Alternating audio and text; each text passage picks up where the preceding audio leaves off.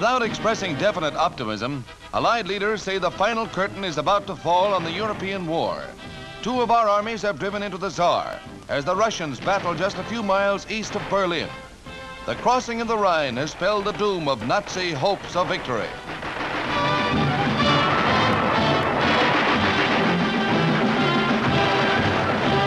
The crossing of the Rohr River was a preliminary step before we assaulted the Rhine at Remagen and crossed that river for the first invasion of Germany at this point since 1805.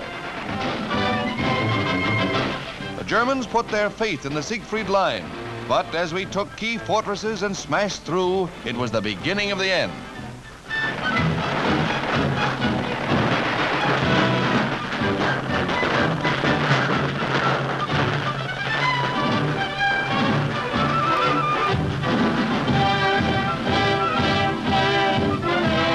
The Allies have taken more than 1 million prisoners since our invasion of France. This bag has meant the end of the German army and all the Nazi thoughts of conquest. In the course of our rapid advance, forced laborers were freed from manufacturing centers that we reduced to rubble. Allied strategy called for the leveling of towns if it meant saving the lives of our boys. Supreme Commander Eisenhower joins General Simpson, commander of the 9th Army, on a tour of inspection of what was once part of the Siegfried Line at Jülich.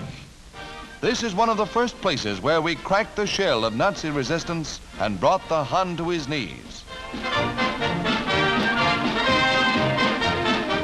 The speedy push of the Allied armies caught the Germans by complete surprise, they have admitted. And when G.I. Joe passes through town without a chance for a howdy, the civilians can only stand by and watch. Watch, for example, these 4 men about town.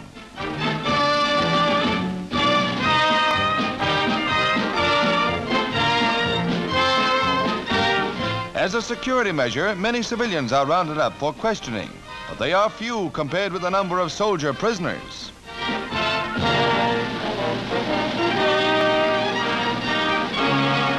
As the American troops approached Cologne, they freed countless numbers of Russian and Polish prisoners who were forced laborers under the German heel. When they have received medical attention and decent food, they're all smiles.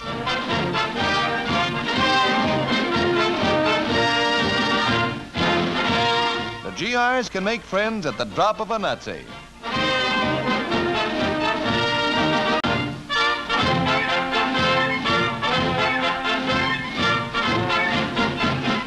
These freed people have the greatest of thrills in preparing their own meals.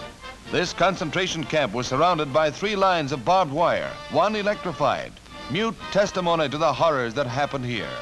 Imagine your son, your daughter, your husband, or your wife here. Victory is in our grasp.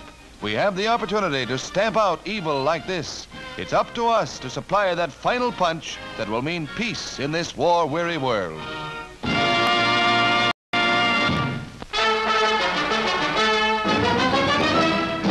Air warfare, terrifying and devastating, has returned 100-fold to Germany.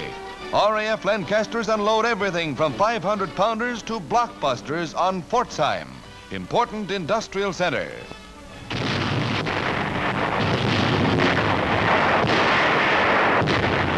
A city is literally being wiped out before your eyes. Explosions and fires are sucking the oxygen from the air. Nothing can live in this inferno.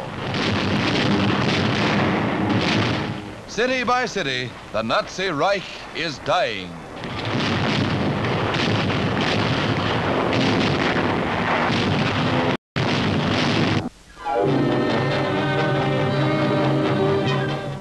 These are Americans who have known all that the Jap can dish out in brutality. Their Navy men recently liberated from 3 years in Bilibid prison, years spent on rations of rice, corn, and soybeans that approximated 1/2 pound per day. Here men died slowly, despairingly. Navy pictures beyond the power of words show what the Japs did.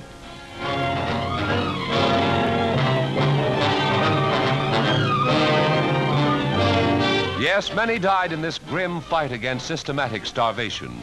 All America can mourn with this nurse who surveys the reminders. But there were survivors of this ordeal. San Francisco, with a crowd of 100,000, turns out to welcome back some of these heroes of Bataan and Corregidor. These Americans are back home among the folks for whom they faced Jap barbarism courageously. Corporal Jolly receives the medallion commemorating all Bataan heroes. But it's a safe bet that the crowd of friendly faces and a mother's kiss can help him forget.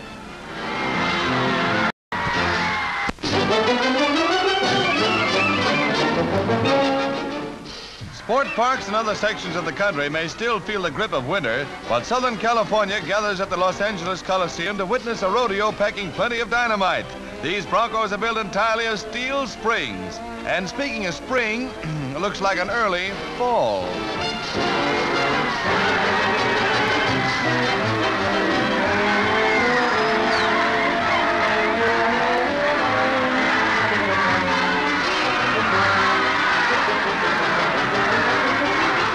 Then the boys add a few special thrills, such as this fire eater.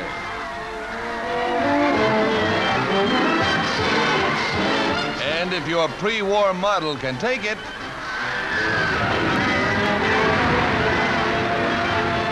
what do you suppose that trick driver could do with a flying fortress and a couple of Jeeps?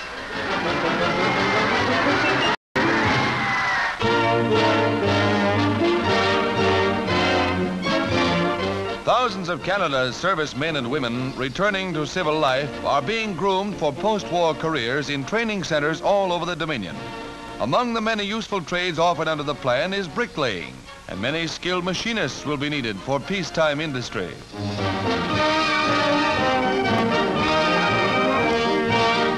At the Toronto Rehabilitation Training Center, several thousand vets resume studies interrupted by a global war. The school will soon be ready to supply any type of training a returned vet may demand. They'll evidently teach them to grow hair on a billiard ball, but practice makes perfect, and with a manpower shortage, you have to substitute. Just once over lightly, old boy. There she blows.